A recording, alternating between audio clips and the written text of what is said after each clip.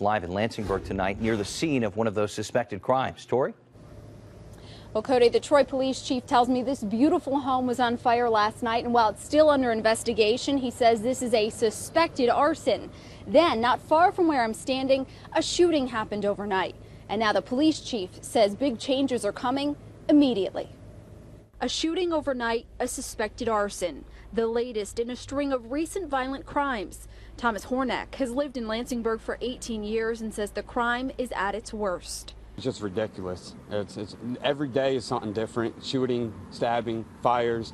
Something needs to be done. Tonya Mackey lives near this home. She says she doesn't walk anywhere without her dog and spends hours listening to her scanner. I can't sleep at night because I don't know what's going to happen next. The police chief says this overnight shooting was not gang-related. Police believe it was over a stolen moped. A 19-year-old has been arrested. This fire, a suspected arson, happened at an occupied home. The owner just wasn't there. The two incidents prompting the chief to announce changes. We're stopping any training where people are being taken from patrol and investigations. Okay, so that's going to give us an additional approximately 20 bodies to utilize on a more consistent basis. That includes SWAT training.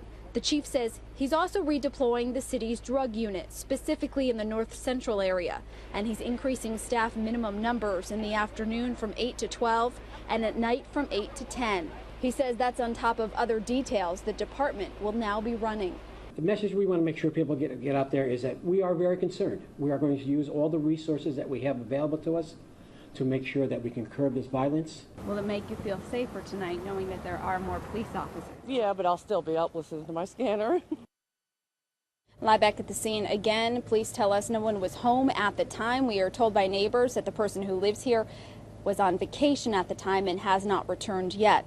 Now, on Monday, the police chief says that he will meet with his department to reassess how things went over the weekend. If any changes need to be made, they will be made then. He also said that this will cost more, but that is not his biggest concern right now. Now, coming up tonight at 6, what the chief says is most surprising about all of this recent crime to him and why some say that just adding police officers might not be enough. We're live in Lansingburgh. Tori Wells, CBS 6 News. All right, Tori, thanks. So despite the spike in violence in Troy, there is at least one capital region city working with the community to cut down on crime in their neighborhoods.